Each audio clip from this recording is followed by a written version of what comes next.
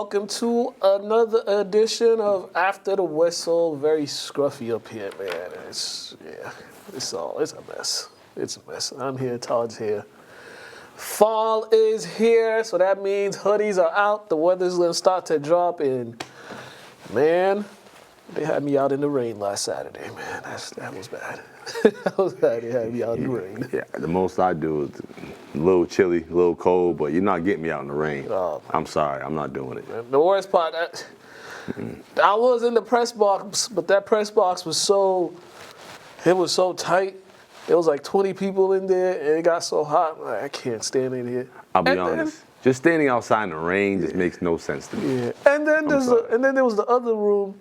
It's a lot bigger, and there's like 4 people in there, and I'm just like, so why do y'all have all the media over here in this tiny ass press box, and you got like 5 people in here? And, come on, man. Now you see why when I don't think things make sense, I speak up regardless of who implemented things. Because just because your hand a roll, you worth a certain amount of money, you do certain things, don't mean you're smart.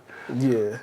I'm sorry. Doesn't mean anything. Yeah, because if you would have walked in, you would have been like, you would have just looking like, why? It's like, just like, oh my goodness. Yeah, it was pretty bad out there. I've been watching the Young Dolph trial. Well, keep getting the updates. Stevie just told me about it at work. He was telling me about it. Oh my gosh.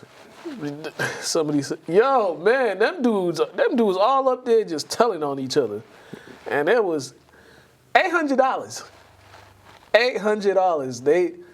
They were supposed to get $100K. They only got $800. $800. They did all that for $800.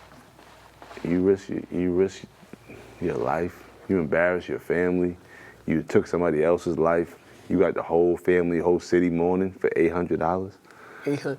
Which they probably can make that $800. Like $100K, $800. That's like stratospheres. And you know what the worst part is? Not even the worst part. What was one of the more egregious part? One of the suspects, and he was on stage. He was like, "Yeah, it was my daughter's birthday that day too." So why was your brain? He's thinking bread, support. But like why? Like come on, like you shouldn't even be thinking that way. It's your daughter's birthday. Only thing that be going through your mind is how we gonna make this birthday work. I gotta make sure it's the best day of her year. Like. It should only be focused on your daughter's birthday. That's crazy. I shouldn't be doing something that's gonna keep me away from my daughter for. That's what I mean. He shouldn't even right. Thought about that. His whole obligation should be getting to that party and just being a dad. Yeah, that whole trial. It's just like when everything that's coming out of that trial. It's just like, man, people got some messed up minds. I tell you one quote I learned at an early age: everybody's a rat. Yeah. Mm-hmm. So if you find some true ones that ain't, stay close to them, but beware, most people will tell on you. Yeah. And I was told that by a man I respect the utmost, who I'm named after. Them dudes literally up there just singing. And the crazy thing is, everybody talk tough, everybody do all this, but I'll be honest, that's why certain types of people, we stay off the streets. Because we know, like, once actions happen, our lips are closed, they don't open. Yeah. So, refrain from that even happening, keep yourself on the sidewalk. We stay on the sidewalk, man. And then 2 things came out of it. Someone told me, like, some people are stupid, and then poverty makes people crash out. Some people are stupid, and poverty makes people desperate. Yeah. So, like, when you say $800, I'm thinking, like, grown men, y'all can't come together and make $800, but some of them people probably could have made $800, and some of them people probably couldn't have. Yeah. You get what I'm saying? Yeah. But why we shouldn't even be debating on the decision they made when they took somebody's life that had no business dying. So we have no sympathy for you. We're just trying to make sense of things, but it's a senseless act. And all he was doing was going into a local business to buy some cookies and support that local business. So take a life. I'm sure that business probably got shut down because it turned into a crime scene. And people wonder why when people reach a certain level in life, they distance themselves from their community because they don't know how their success affects people, who gets offended based on them not coming back, who's mad that they're still in the city rubbing their success in their face. So refrain from any of that shit happening, any of that stuff happening. You just gotta leave. Yeah. So y'all can't be mad when they say, oh, they don't come back to the city. why would they when they don't even know if they're safe in their own community? Right. There might be a point that we got to leave out the city. I mean, I'm halfway there. There's always that saying. In hip hop, there's always that saying. Every rapper gets killed in their own hood. But it's not even rappers anymore. Yeah, it's just people who people who are put on a pedestal, people who are looked up at a certain like standard. They might not even be rich, right? But they might just be well known or famous. Yeah. You know what I'm saying? So like, you just got to just be careful. Always be aware of your surroundings. My biggest thing is making sure your eyeballs work. You have them your whole life. Survey the area. If it don't look right, leave. Right. If you don't feel right, don't even go. Yeah, leave. That was the biggest one. If it don't feel right, or something in your guts tells you nah. And it don't matter what it is. If it don't feel right internally, your intuition, leave. Or don't even go if you feel weird about to leave the house. Stay home. Yeah, definitely.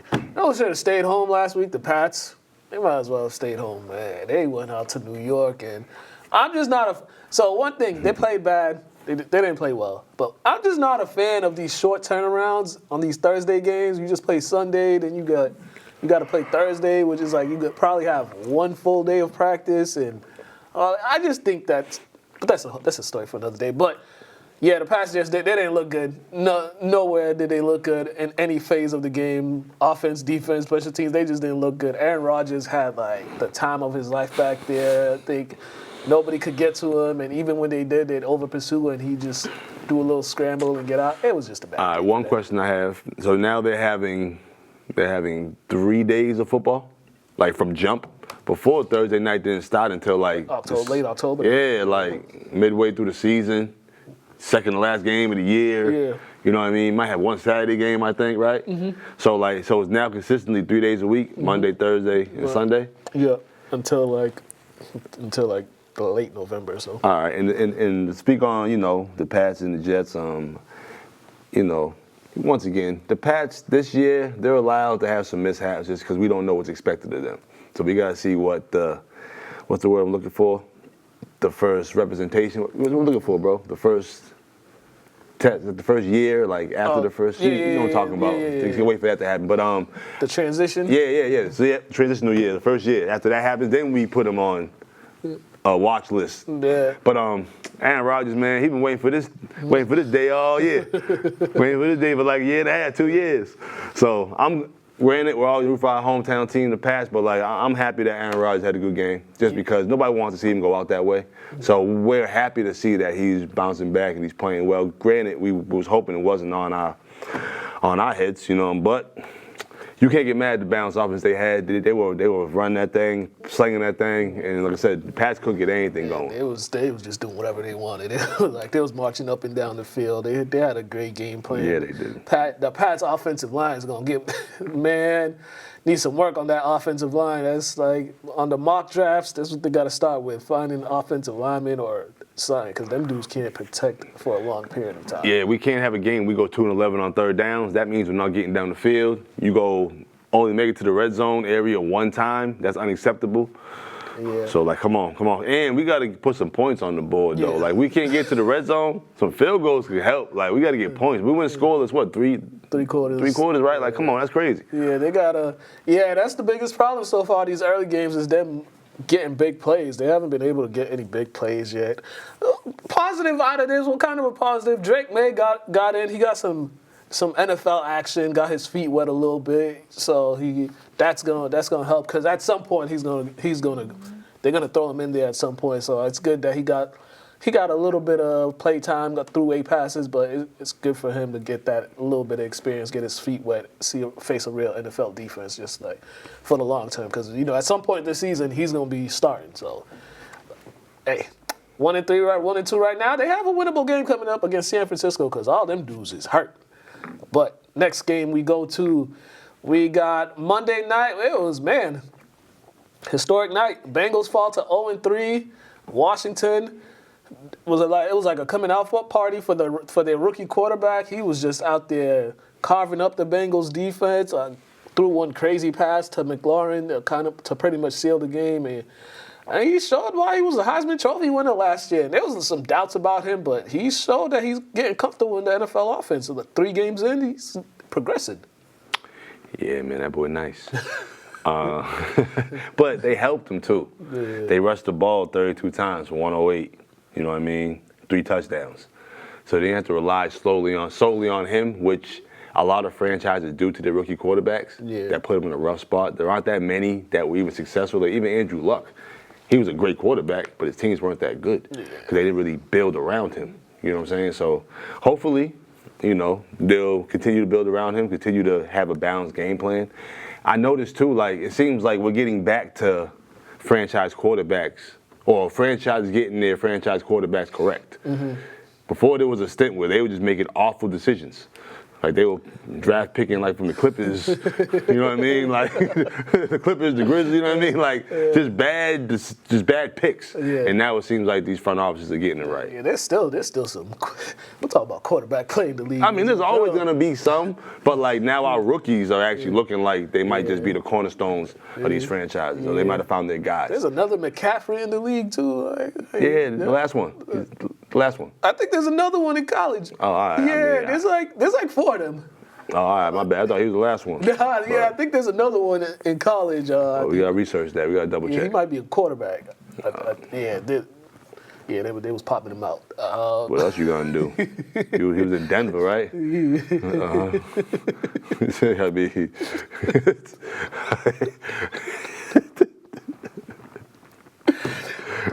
the Bengals, on the other hand, this might have been their best offensive outing, but their poorest defensive outing. They couldn't stop a nosebleed.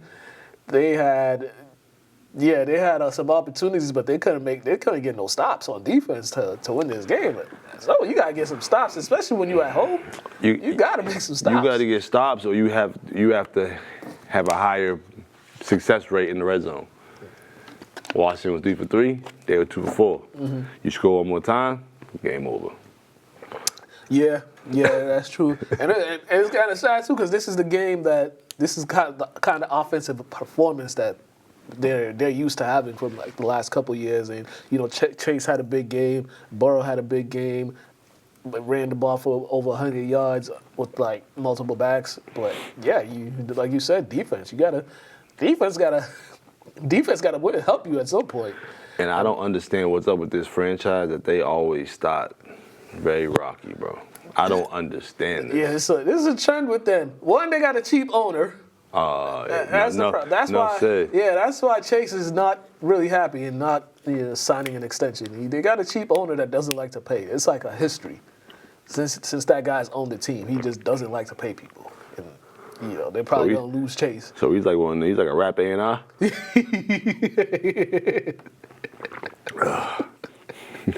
Yeah, pretty much. I ain't gotta say no names, but we know a few guys don't like to pay. Yeah, he pretty much is. But the team that is on a roll to start the season, the Buffalo Bills, I did some addition. They're averaging over 37. They're averaging around 37 points per game in these first 3 games. Their defense is looking well.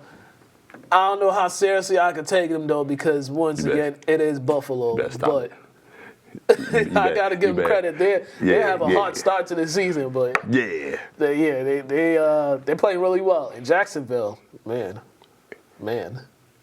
Jacksonville went back to being what they once were, what they always will be. They need some soul searching. Yeah, that's just them, bro. They'll hit a certain point, and then they come back to reality. So, and they're an expansion team. So, like, they still got some, granted, they've been around for a while now, but once again, expansion teams don't really win. It takes a while for expansion teams to win.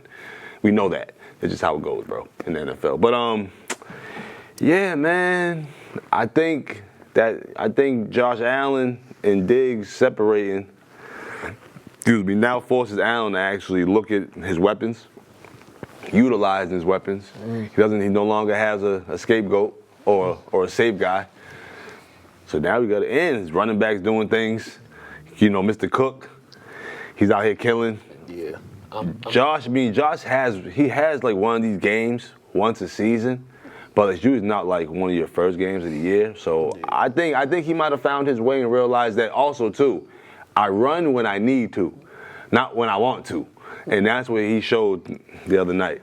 And I also think we saw it towards the tail end last year, their coaching staff figured out we don't need him to be throwing the ball as much as we used to have him, because the more he threw, the interceptions start piling up. I'm looking at these first 3 games. He's got 7 touchdowns to no interceptions. He's completing 76, 68, and 78% of his passes in these first 3 games.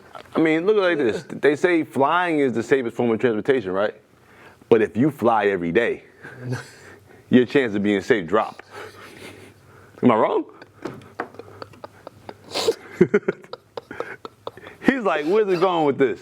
Basically, you throw the ball every pass, there's a chance you get intercepted. People don't fly every day. You know what I'm saying? So, you know, I believe I ain't gonna wish death on nobody, but understand where I'm going with that. You know what I'm saying? Oh, sometimes you gotta drive. Sometimes you gotta drive. It's all right. Oh, my God. Sometimes you gotta run the ball. You know what I mean? They're doing a good job of that. Their offense. Came back around. Nah, their offense is doing a real good job of that. Really, they're a lot more balanced than they used to be in the past. Which cuts down the turnovers. But on the other side, man, Trevor Lawrence, you got that contract extension. You got that $200 plus mil. You gotta play a little better than you have these first 3 games of the season. You're not looking too good. Not looking too good at all. But they gotta help him too. Run the ball at least 20, 25 times. Run the ball under 20 times is just bad business. Just bad for business. And it's not like they got a bad running back. Etienne's good. It's just He's good. Like, come on, you do divide that by 4. Even if you don't want to run the ball, those short passes, those are basically runs, screen passes. We got to get them guys involved. Yeah, because they just do not look good right Think now. about it. When you think about the Jacksonville Jaguars, the only name that comes to mind is Trevor Lawrence. Yeah. Yeah, he got it. Nothing else. Yeah. So you got to start making these guys a name for themselves. You know what I mean? Like, make these guys household names, man. And they'll help you win games. And he has to be better with his decision making. Got to be a lot smarter with the ball. This is year number 4, my guy.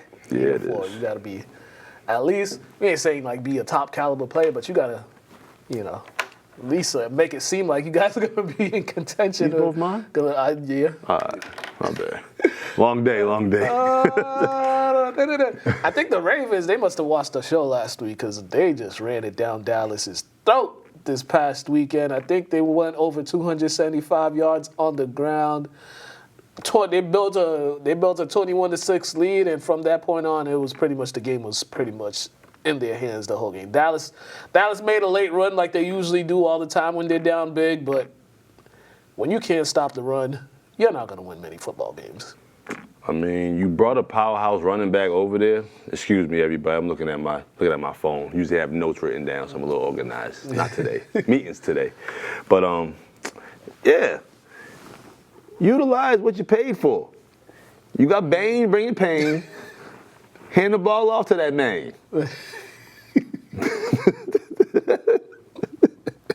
25 rushes, 151, 6 yards per carry. I'm not going to start getting him the ball till it drops to 4. Right. Like, think about it. You give him the ball twice, it's the first down. Almost every time. And then you got an all-world quarterback. Yeah, when you got him coming downhill and you see people don't want to tackle him, and then you got the threat with Lamar Jackson, it's kind of like, all right, when their offense completely gets in sync, because I still think they're not fully in sync like run-wise and pass-wise, but when it all is in sync together, yeah, good luck, because this might be one of those teams this year, like once they get that big lead on you, you're gonna have to try to stop that running attack. You're gonna have to, and it's hard to try to tackle a 250-pound guy over and over and over again throughout the game. When's the last time a team had a running back that run you over, a 2-time MVP quarterback that you can't catch?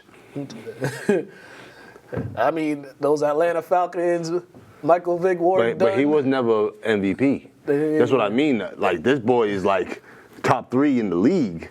Most quarterbacks aren't that athletic, that are that good. Yeah. You know what I'm saying? Yeah. So, like, Might be some Kobe and Shaq stuff going on. Yeah. And once they fix some of the small issues they got, it's like good luck, because that's just excruciating. Because one, you have to tackle this dude who wants to run you over, and then two, you're gonna have to try to catch this dude who's pretty fast. And the main reason why I said the pot of running with Lamar and Henry, right? Yeah, Henry is because people forget Lamar can throw the ball. Yeah. He's a 2-time MVP for throwing the ball. Arm. You get what I'm saying? So it's like they got all this athletic ability. Hopefully it can click and they can get it and even together. the dude Justice Hill too. He's like another one. He's like one of them short, he's seeking contact types of running backs. So they got some backs there. They got some stuff there. But Dallas, they fooled everybody game one. This team's just they're just not. It's the same old with them. It's just the same old. Fall behind big, pass your way to make it look like the game was close, but it was never close. The passing the ball 51 times is crazy. Even trying to come back is crazy. Yeah. Because if you trust the run, sometimes they might break one out. You got to trust it a little bit. Yeah. They can't protect the quarterback. Their offensive line is not that good. So they got issues in Dallas. The only team that don't, the Chiefs, man, they're just the champs.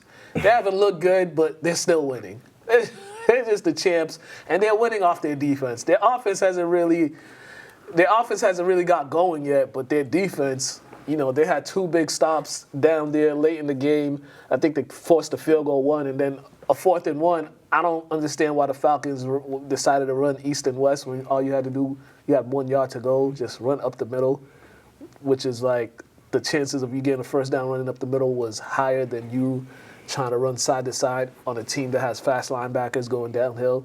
Didn't understand that play call, but that's the Falcons. But 3-0 Chiefs, and you got to beat them when they're not playing well. That's basically, you got to beat them when they're not playing well. And when you don't, it's just, it's a good look. Yeah, man, Falcons just couldn't continue no drives.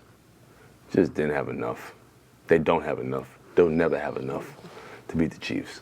They just won't. It's just what it is. It's the Kirk Cousins thing, man. I told my cousins in Atlanta, I'm like, when he needs, granted he did it last week, but he can't do it all the time. And when you need a drive and when you need a touchdown from him, when you need one of them quarterback game-leading drives, he's just not that dude that's going to do it for you. He's going to get your hopes up, and then he's just going to crush your hearts. And that's what he did a couple times in this game. He crushed their hearts. He had an interception. He missed a guy in the end zone. The Falcons had their chances. Yeah, but they're still learning how to win as a franchise. Like they've been kind of trash for some time now. Yeah. So it's just like, I get it, they're all pros, but some franchises are still learning how to win. The problem with Atlanta is the city is too lit. That's the biggest problem with Atlanta. It's just too lit down there. So any small victory, so if they won this game, the city would still be partying today. But that's why you have to be a real professional in some of these cities, because you know they're the biggest distractions. You know what I mean? Like I said, some of I'm not trying to bring it to basketball, but like, remember, some of our biggest stars in the world play for the Lakers. You know what I mean? That's a busy place. Yeah. You got to be real professional. Yeah. This is very true. You don't get paid to be distracted. Yeah.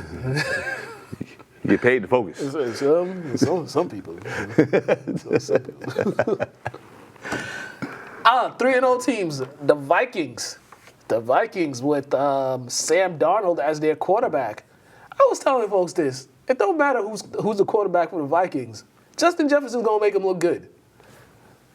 That's literally it. It's kind of like the Moss effect when he was in Minnesota. It didn't matter who was back there. He's going to make you look good. But depending on how good the quarterback is, because there are some people who just have no business being behind center. Right. So if you have like equitable skills, normal skills across the board, you shouldn't have a problem in Minnesota. But like Sam Darnold just needed a fresh, you know what I mean? A fresh start, seems like. Or second fresh start. Because this is his third team, right? Or fourth team? Jets, 49ers, Panthers. A lot. Yeah, fourth team? Yeah, I think all right, so and he need to play. Yeah. Some of the franchises he was on he didn't play. Well, he was seeing ghosts in New York. When he was with the Jets, he was talking about seeing ghosts. So, I mean, good thing he got out of there. Carolina, we see how that's been going. It's a hot mess over there. San Francisco, good system. You sat back and watched how a well-functioned organization, works, and how to be a pro and how to carry yourself, and just when you're on the sidelines on a good team, you learn stuff. I find it funny. You ain't say nothing about learning from the quarterback.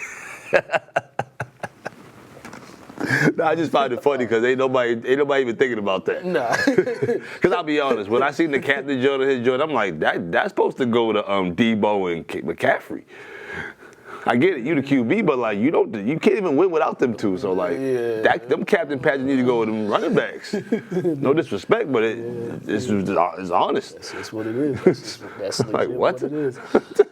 Vikings defense too, 13 points per game in these first 3 games. They're playing real well. They got the Packers up next, but kind of a surprise teams because people didn't know which direction they were going to go because of some of the changes they made in the offseason. But I mean, we could say that about like 4 or 5 teams. I mean, we can talk about the next team we're about to talk about now, the Steelers. Yeah, man. Justin Fields, man. Shout out that young boy out there balling. He's balling. And the thing with Justin Fields, the talent was always there. He just needed to go. He needed to change the scenery. That's all he needed. It was a change of scenery. Because it was like Chicago, every little thing he does, it was like overly criticized. When it was just like, we watching the dude is out there running for his life, and he barely got anybody to throw the ball to. He's too physically gifted. Yeah. To have that be how your career is going to be. Mm-hmm. You know what I'm saying? Like, he deserved a second chance. Kudos to Russell getting hurt. Nobody wants to see anybody get hurt, but Justin definitely deserves to play. Oh, yeah. And we already seen enough of Russ. Sorry. Yeah. If Justin get hurt, you got a viable backup. But let's see if they stay with that, because whoever unfortunately the pro game, whoever gets paid more is gonna get the benefit of the doubt. They're gonna get way more chances and more leeway. So I wouldn't be surprised if once Russell's back, they throw him back in there and watch him screw it up. If I was Russell Wilson at this point in my career, I'd be like, I'd be like, shoot, hey man, Denver's still paying me all this money. Y'all pay me this. I just make babies with my wife. I'ma chill out. You would think. Are you? You would think, but once the media starts talking, the front office feel the pressure. They're gonna be like, who we gonna pick? Pick the guy that's helping you win games. Yeah. Don't pick the guy that people just want to see out there. Yeah, it's gonna stay that way.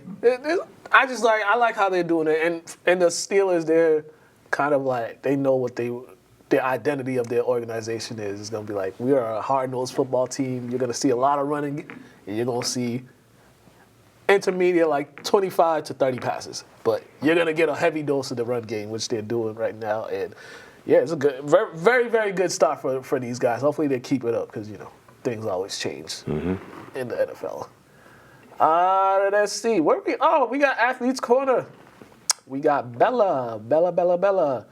Sat up here with me, chatted with me. Oh, she just actually picked up another offer from Villanova. Man, she gonna do nothing but pick up offers. Yeah, over the weekend she picked up Should that have offer. a whole Home Depot box full of offers. Yeah, she got like 15 right now. So by the time she does, she might have like 80, 100. Bro, so she gonna stop opening letters, man. Right. He's gonna just have a locker just for the letters. Because at one point, you ain't going to certain schools. There ain't no point even opening the letters. Yeah. I take visits just to take the visit. Yeah. Just be like, let me just check this place out. I ain't gonna lie, over all them letters. Oh, right. just to open them. I knew I wasn't going to schools. Right. Hey, man. So check this Athletes Corner out. We're going to come back. And then, we got some other stuff to talk about. I think it was a little bit stressful at times because I was on the road for about 2 weeks at a time. And it was just getting a lot for me. My body was hurting a little bit, but those last few weeks, I was just pushing through, just putting on the best show I can put on, and just playing how I can usually play. Yeah, was it more so just just trying to find that downtime because those AAU schedules is so you're playing a lot of games and like when you're in a certain place for like a short time, like 2 days, you might play 10 games or something like that. Yeah. How were you able to just find time to let your body heal? So the first tournament we had that was like on that 2-week period was in Ohio. I think we were there for 4 days. And then there's a 3 day period in between where I found time to just have some downtime, and then we were in Kentucky. So those few days I was at the pool. I wasn't really in the sun a lot because I didn't want to get like burned or anything for my body hurt even more. But I was taking time for myself, stretching, obviously, doing stuff like that. So Obviously you got a lot of good feedback from coaches during these sessions, but what was it like just having some of these college coaches just talk to you and your parents and just just discussing like how they seeing you develop and how you were doing in those sessions? I think that it's like really interesting here from different schools. They have different stuff to offer, especially like different schools. Like down here, it's different from like say U Miami and BC. Like more city, U Miami, trees, hotter. Down BC, it's still a great school, but it's a little bit colder. I think the campuses are pretty like same, size-wise, but they have different stuff to offer. So it's interesting, like researching each campus, seeing what I like and seeing what I don't like. Is that just like a good feeling to have, just to know that they're having these discussions with you right now, and just so you can see what to expect as you're getting older and stuff, but just getting that exposure a little bit now, so as you go sophomore, junior, senior season, it won't be kind of like a shock to you, like all these coaches want to talk to you. Yeah, I think that I definitely had a blessed recruiting experience from a young age. Not everybody gets the opportunity to do so. So I think just for me, if I was having a recruiting process where it was getting a little bit later in the season, I was at my junior, senior year, and I wasn't getting any looks or anything, I think I'd be a little bit scared, and I think that's a lot it's the same for a lot of people like my age. Yeah. Like, they get that looks because of the program they play for, especially, like, MCW puts you out there. They have connections, but if you're playing for a program like, say, like a lower program like NSSA, they're not going to have those connections. So I think just I was talking to somebody about this earlier, like the other day.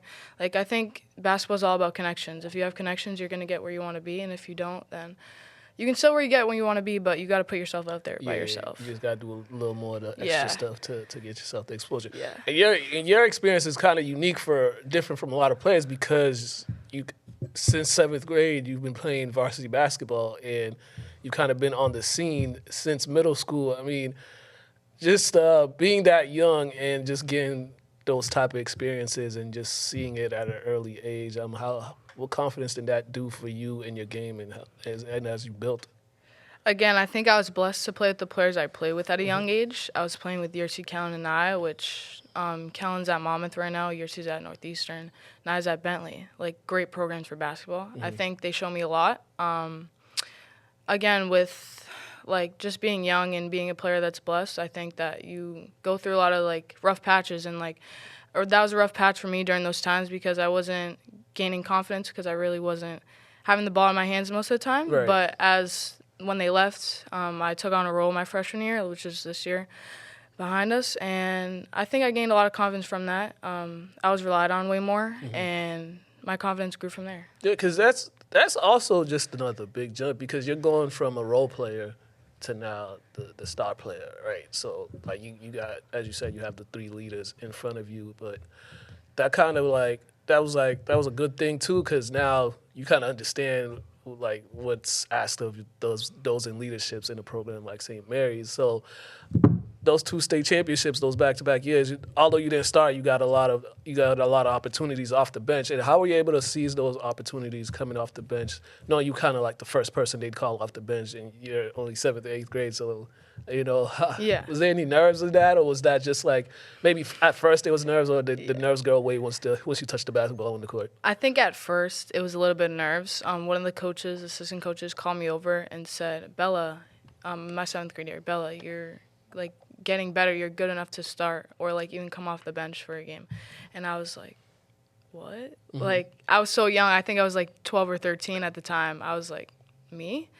Like, because there's a lot of older players behind me, so I thought they were going to get those minutes. But I think, like, what was your question again with the? The confidence that you got from those. Oh yeah, from those. so I think I was a little bit stressful to begin with. Like I was so young. I was playing against 18-year-olds when I was like 12 years old, so it was a little bit much. But it's just made me grow, and I'm blessed for the experience.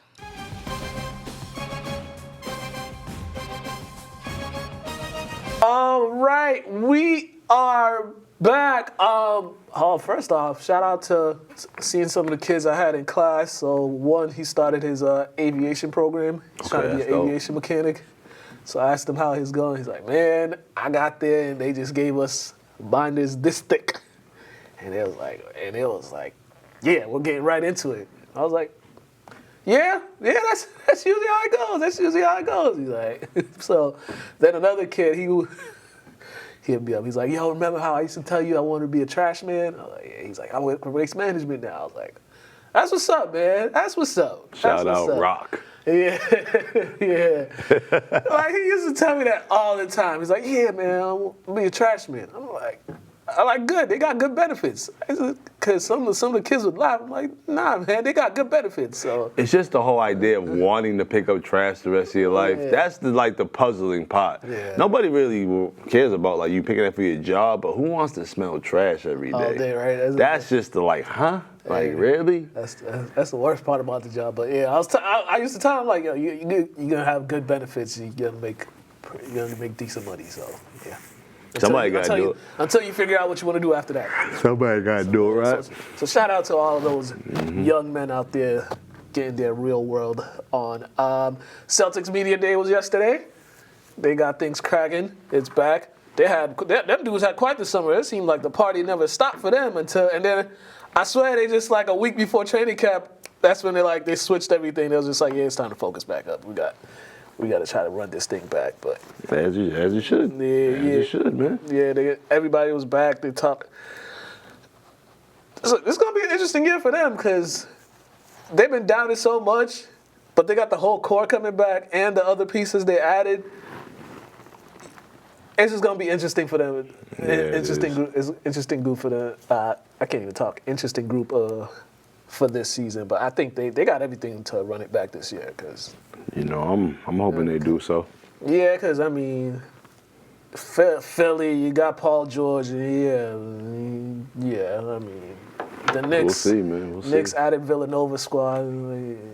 Yeah, and then there's everybody else. So it's kind of like the East is like down to probably like 2 or 3 teams, and then everything else going on in the West. So, Asia Wilson, 3rd straight MVP. I'm sorry, not 3rd straight MVP, 3rd MVP. She unanimous MVP. I think they just swept Indiana in the playoffs. Bro, I don't know what's going on with WNBA season. Oh, they're in the playoffs. Yeah, I know. That's what I'm saying. Like, I feel like it's barely on TV. Yeah, they actually play tonight. They play tonight. They're up 1-0 against against Indiana in that series. So she got unanimous MVP. I think Caitlin won Rookie of the Year. What's the name? DeJounte on Connecticut's Sun. What is her name? Oh, she got Most Improved Player. That's dope. Yeah. Girl, the blonde head girl? Yeah. She a killer. She nice. Yeah. So there are a lot of things going on in the WNBA right now. They got the playoffs. So good luck to all of them. But I think it's going to be Vegas again that's going to win it because it's kind of like they've been the best team all year and ain't nobody beating them. I mean, that's my favorite team right now. Yeah, they're the most organized team in the league.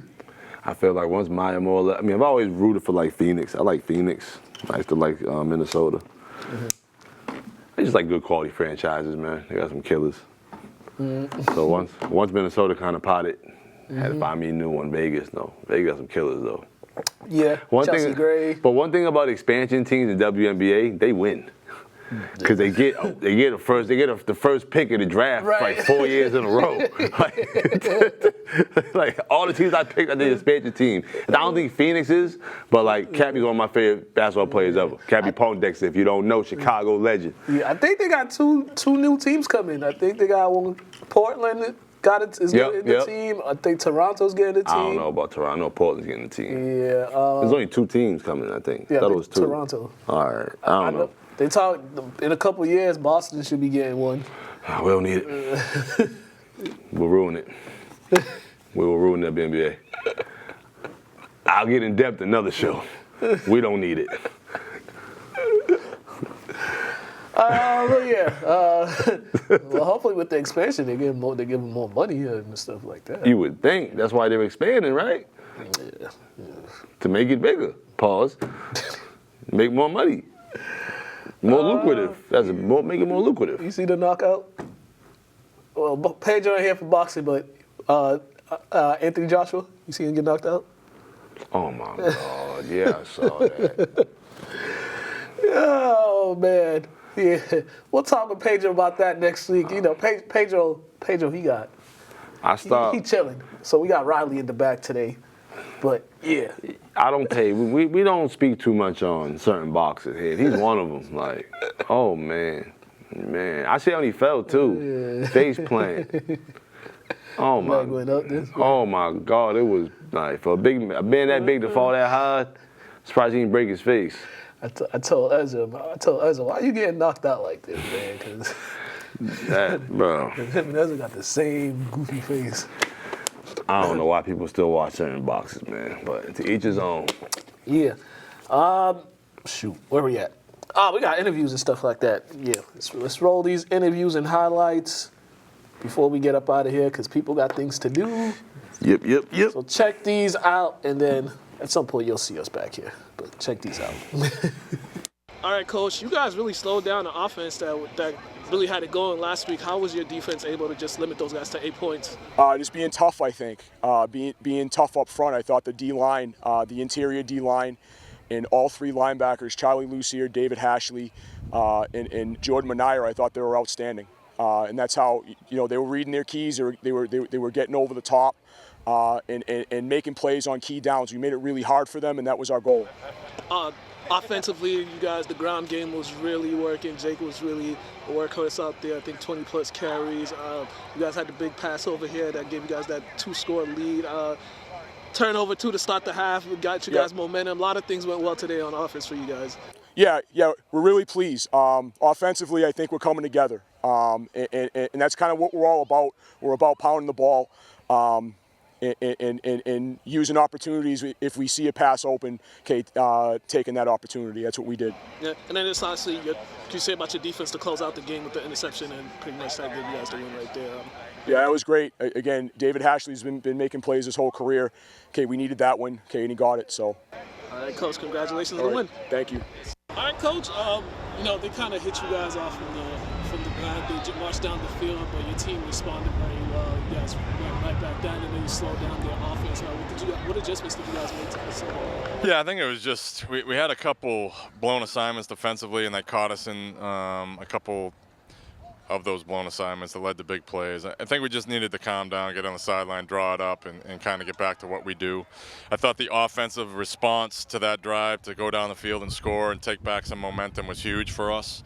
So I was very pleased with that. And then I thought the defense really settled in the rest of that first half. Yeah, speaking of your offense, the ground game was really working. Plethora of backs was getting in there. You just filling guys in just to keep everybody fresh.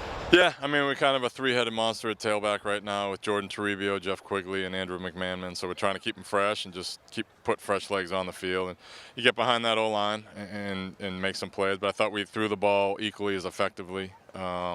So we have a lot of balance. And I thought Riley Selve played great at receiver tonight, and Chris Vargas had a great night at Q too. Yeah, and you guys did a good job of responding. Like I said, the first drive you guys responded, and after they cut it down to 7, you guys responded again, starting off with the big kick return.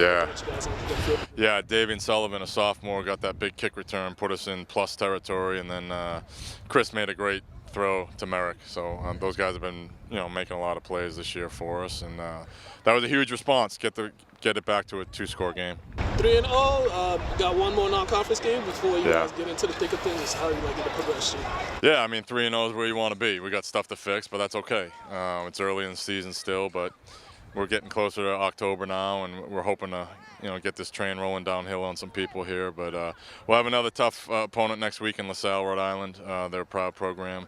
Been really good down there in Rhode Island, so it'll be a good challenge for us. Congratulations on the win. Thanks, Mook. Appreciate it. All right, Jake, man, you guys came out here with the win. You guys, it seems like it was a very efficient day on offense, especially the ground game. Seemed like the ground game was really working today. What was credit to that? What was it? What was the credit to the ground game working today? Definitely the offensive line and the physicality that we brought the whole game. I think that even though Whittier did have some good secondary players, we outmatched them physically, and they couldn't keep up with me. They couldn't keep up with my alignment. They couldn't keep up with the corners blocking them. And I think that's ultimately why we won the game. Yeah, you got a lot of carries in that game. Did you guys just see something, or was it just you guys kept going with what works? We know that we're the most physical team on the field no matter who we play. Win or lose, we're the most physical team on the field.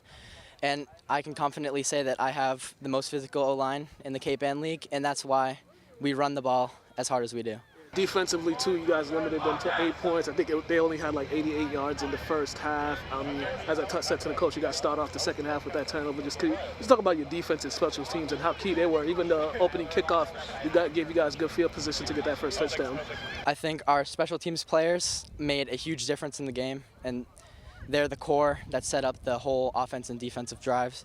And in terms of the defense, edge players played as they needed to, and backers got downhill and made the plays as good and as well as they could have. And I think we did an amazing job. All right, man. Congratulations on the win. Thank you.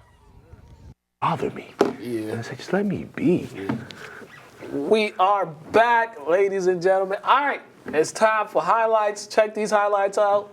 Then we're going to come back and wrap this thing up, ladies and gentlemen.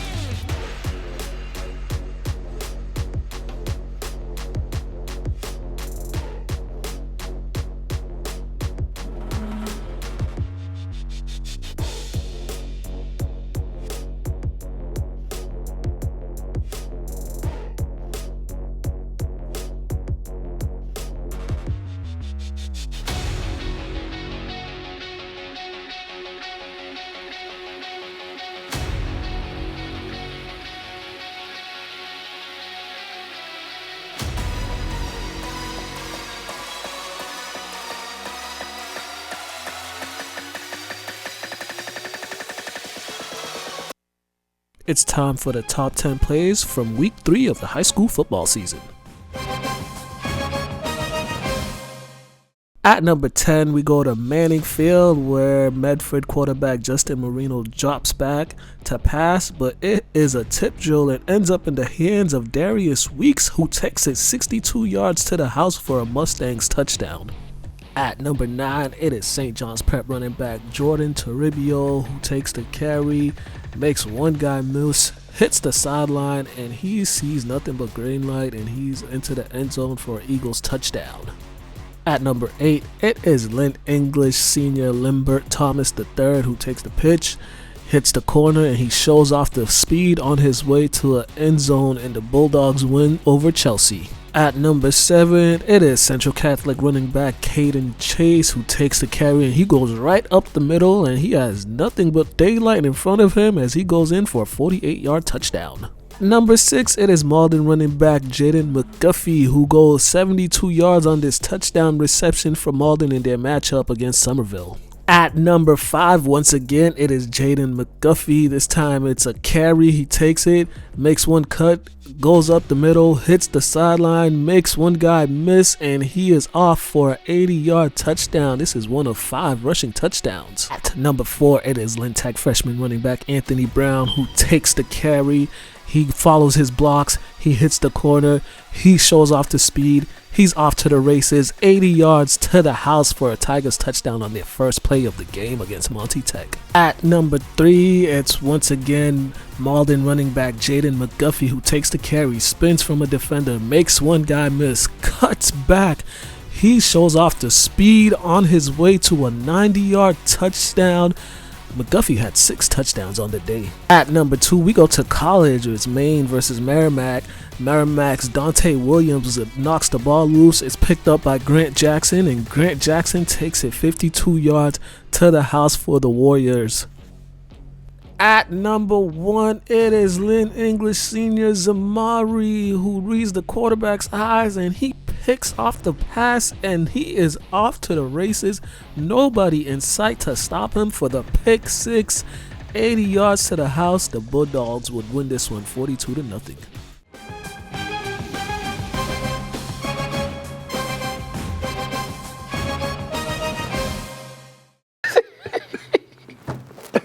All right. All right, we are back. Just had a little side conversation about Lorena Bobbitt for those of age. We talking about 90s criminals who will never be forgotten. Her, the Menendez brothers. Tanya Hardin. It ain't funny. We were talking about something during off camera, and it just rolled into that. Riley, are you familiar with Lorena Bobbitt? Oh, you do not want to be. Google Lorena Bobbitt whenever you have the chance, if you want a good laugh. So you was wondering when we said Lucy, like you don't understand why. Walk down the street and see a Lucy. Oh my gosh. Yo, football at Manning this week. Lynn Classical taking on Peabody starts off the doubleheader, 5 o'clock. Lynn English and Lynn English taking on Greater Lawrence. Lynn Tech is on the road. They picked up Lynn Tech's on the road tomorrow in Saugus. I'll be there. They're looking to go 2-1 on the season. They picked up a win last week. Actually, fun fact, St. Mary's didn't play last week, but all the Lynn teams won last week. The city went 4-0 last week in football. You know what? Yeah. Shout out to y'all, man. Kip too? Kip too. I mean, Kip's one of the better teams in the city in regards to football. So I just wanted to make sure they won too. They won too. Everybody won. So hopefully this week they go 5-0 because everybody's playing this week. So that's dope. Let's see if they could all go 5-0. Hopefully, man. We're praying for y'all, man. Rooting for y'all. Yeah. All positive energy throwing y'all away. I do get.